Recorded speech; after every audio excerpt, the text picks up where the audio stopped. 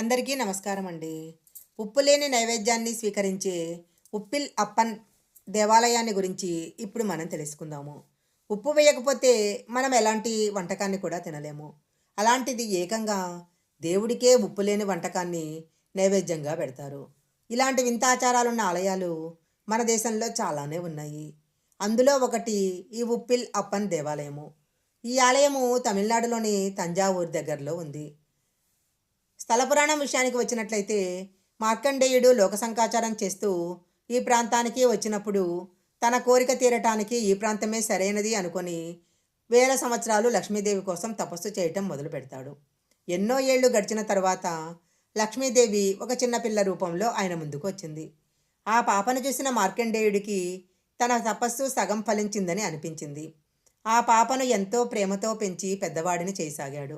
ఒకసారి శ్రావణమాసంలో విష్ణుమూర్తి ఒక ముసలివాడి రూపంలో మార్కండేయుడి దగ్గరికి వచ్చి ఆ అమ్మాయిని తనకిచ్చి పెళ్లి చేయమని అడుగుతాడు. అప్పుడు మార్కండేయుడు, నువ్వు చూస్తే ముసలాడివి, నా కూతురు చూస్తే చిన్నపిల్ల, కనీసం వంటల్లో ఉప్పు సరిగా వేసిందో లేదో కూడా తెలియని అమాయకురాలు, అలాంటి పిల్లను నీకిచ్చి ఎలా పెళ్లి చేస్తాను అంటాడు.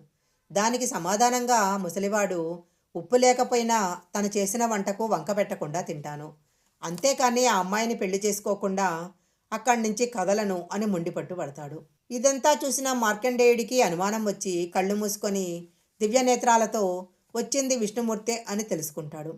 అతడు కళ్ళు తెరిచి చూసేసరికి కళ్ళ ముందు శంకుచక్ర గదారూఢుడైన విష్ణుమూర్తి దర్శనమిస్తాడు. అప్పుడు మార్కండేయుడు తన కూతుర్ని విష్ణువుకిచ్చి పెళ్లి చేస్తాడు. ఈ పురాణ కథ ప్రకారము ఇప్పటికీ కూడా ప్రతిరోజు ఉప్పు వేయకుండానే దేవుడికి నైవేద్యం పెడతారు.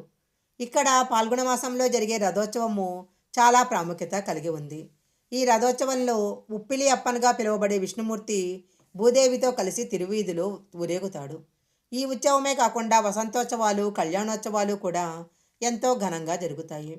శ్రీరామనవమి 10 రోజుల పాటు ఘనంగా నిర్వహించి ఆఖరి రోజు కనకాభిషేకము, శ్రీరామ పట్టాభిషేకంతో ముగిస్తారు. ఇలా విష్ణుమూర్తి, లక్ష్మీదేవిలు ఒక అవతారం ఎత్తి భూలోకంలో పెళ్లి చేసుకుని భక్తులను ఉద్ధరిస్తున్నారు. అలాంటి దివ్యమూర్తుల దర్శనము వీలైనప్పుడు తప్పకుండా చేసుకోవాలి. ఈ వీడియో కనుక మీకు నచ్చినట్లయితే లైక్ చేయండి, షేర్ చేయండి. ఇలాంటి మరిన్ని వీడియోల కోసం మా ఛానల్ సబ్స్క్రైబ్ చేసుకోండి. పక్కనే ఉన్న బెల్ ఐకాన్ని యాక్టివేషన్ చేసుకుంటే మేము పెట్టే వీడియోలన్నీ కూడా మీకు ముందుగానే నోటిఫికేషన్గా వస్తాయి. మరొక మంచి వీడియోతో మళ్ళీ కలుసుకుందాం.